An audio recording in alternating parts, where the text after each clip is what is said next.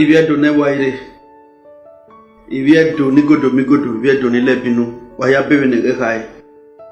Et ni moi wixing no vient gato. O certain tema kobenya ra akobeno mwigo. Idola diabe dene na ruda. Oma awe se tata. Mi no mama ari peyi. Ruda la uda ora emi no susu mu ma o. Ya mere be na. Nítorí ekpon me bie. Okari oba no ka mi se nya tedo. Yen no ga se Oba Seki Godwin. Idokmo mo okari oba runde. Enya no nya no muse. Akami okari oba we do kererade na ya bime. Sokma Evnora Adam ebonyo ni mu una pawe una ya yin okari oba no kwa. Yen no ge Muhammadu Buhari. No pairi nuela na fian ware uino mwe Professor Ambrose Folonsho Ali.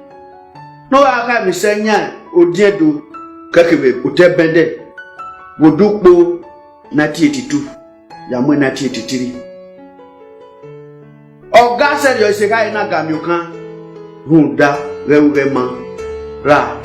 enebotie misappropriation wegeni na na duro mo wazana ugmenso igo na wena ya awa Greek we ya zo Yesuku awa ma wa we egeni arioba si kan so pe na jina no sugiro na tie 900,000 ona de yoru igo no ma se cancel ya we birthday ni gbahian na jina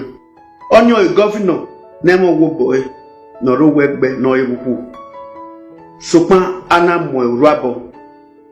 okalotu no ro we na Iyobe aro we ni Muhammadu Buhari ona 5 years. For long short Professor Ali Ambrose ogoto na sika na gamiukan me wane we wani bunyo wepo le owe yen dore geto apa dore so pa kere ade o mama de gbegba ne do ona no so efeni me ga afia nu da eyin mi die mo ma po ma iriyo ize suku ne kire egedi kana ari o boniza boya se ho Aike mi osu school no mo pe finance school na jina o ma su pe ane obowelu se ho iriyo ise ai le wa kin ari ede ahin we dan ere ni udo to ta ya ga akari ba udo to ta ga udo ba benu aya gbin mi kebe keledi ke na ya kin eni ate kina iriza ke calculate owe o government no kebe na amure na tie a textbook no hian weti agbon yo we government property not for sale. We are in Liberia team, you say, you are Umakbogari school. Working on the report card, I deserve Fianway. A bomb already, you say, I not gam, you can. As I work Bemila, a tomato sebo, not yet tomatoes. You say, Madame, I look out with an acolo, booty, a manibugai. Obiani cigar not gam, you can. Memorable, you wear no baby. A wedo, or tiebo, or tine, or via, or kaka. Osoti ni kaura osoti kari oba ya fe kenora gbon kenero we deri awe na ya boyin nerima oko upa tunda gbe na ma fa bo fora ma wo boy o ma me owo boy iya ye fe no pe ani vieru su no ga lo bi manedo ra isekima ai do mi ani awe okari oba Godwin no ga se Oba Seki ona ya yin okari oba no kwa na me ajago ni no mama no roru na una mwe kekebe eri manu kware Anthony Enaro no ni obo ka we Marcel no yegbe adubo mi we o ma ite sebe ni sopan okian eri mai Godwin no ga so Oba Seki idopon mo me na ko be nya dopon mo alawo dao okian mi idobo lawe gbe o adi amuso be na iwe khai o adia dole donaji wenu khai a governor yakare amami no ewo no na sokpa nebote Oliver asked for more ara yewe ne wi ya fe oge no wi na vie mi ene igo no keke na ri ene bo ga gari oba ni ayi ne eliya o sie odumado no redo na ni anegbo wa ogbo iwe na ro da eso te kan afu e ra no keke na magiri ene no keke Professor Ambrose Folonsho Ali Aidine. Oh, una we be a senior. Amavia you put kokon. Eyo ire Dele Ali no gbebo nebo no fwa o magbenu tena bi na tase. Roda mena ko bo so ewe ti asin usigi ni baba usi oda no be abigolo o fi gwe to na deble anu yo na we no ya nde igun ye ibolo ami ona agbera ni kian sono obi aye ni dele ali o ma gbe bo lo te na ari ti yen gbeso ni mena ta na we ana do ewe oti mani re do a isan e okere e do ne wa ire ogogo no kwa ina hin o kari oba na unyiwe no nyi na keko we no zena na ya firi na ore we do na hin erure are miewe opa ni gari oyan re folonsho Professor Ali ogogo no kwa no ni ma iga yewe yin e do na resi bi e ya je damira ijo e no kekian ari ni ya no da iro ni bege ni agbalo to ese ni o pe na e to mu yago wa yewo e to mu le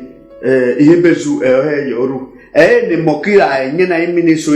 na irina ido ala bi na aya agbalo teme go na governor Obaseki tuga pe uwe se kakabo ika we no ma ide egbe we sayo rudo kian no kian na ona seru ma na agbane do ni ma ya na si di opa na ka we o ya si rewo ma aba enebo na ka mama no na view boy yo iye ke governor Obaseki akokako no na wa beniku ai ya boy do ma wa beniku ai re ya boy na view boy yo iye ke no da ori mana hin ni gon re do yi ma hun so ni ma view boy yo iye ke kode no na we yo wu mi no ma keke we ru de nya ni ma ni bunya era izewudu ni ti ma so ga me go yi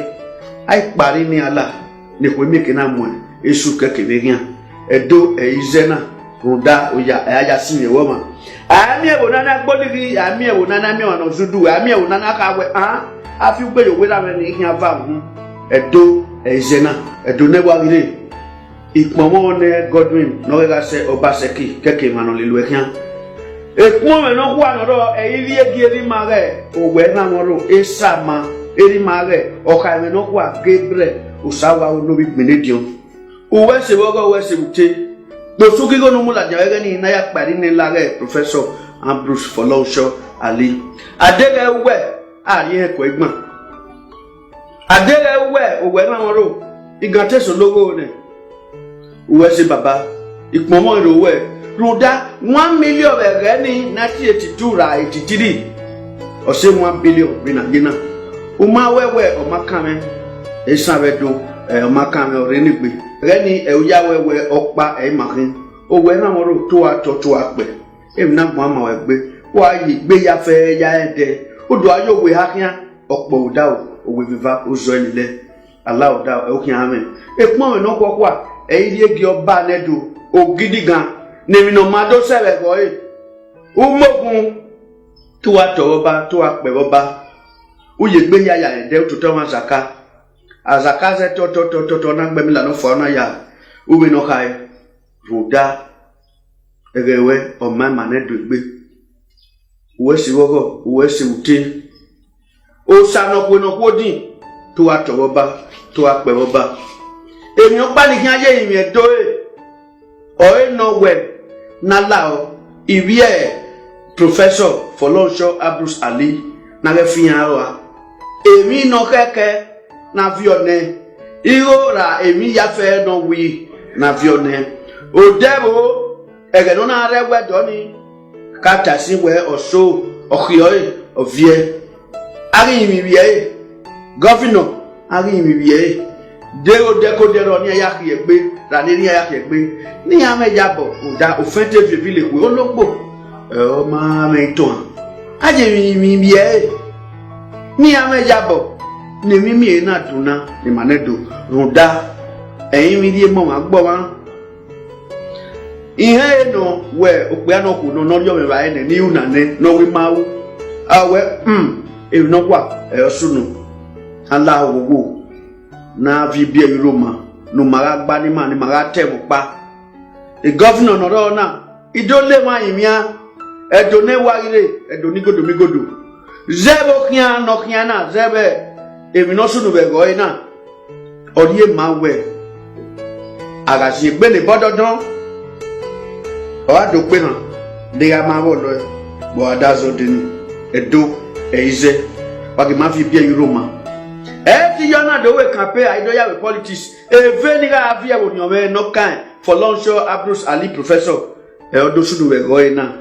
ruda okari obani no jegbeyi okakabo hiya we na hiya wa se wogo wa se uti ibi edo ne wa ire we ni tana wa ya fi meme werie ruda e ma no gwalode no wo wa e iya seti we ne boti editing ya ga gwale abemi kunoro na ya fi werie o ya ya si me wo ma na o di ali yesigi we normal mind normal matter e ni governor una wa ma esi pedo pa ivana ha pe de va o kion me e na we gege do ya vo mi ga ya do tulemu ona mama ona no una tara ye were governor no ga se Godwin Obaseki omo no ba na do wesi wogo wesi utio me na ko be yan wa ya do edo ne wa ire omo no ba to pe ise edo ama we gbe o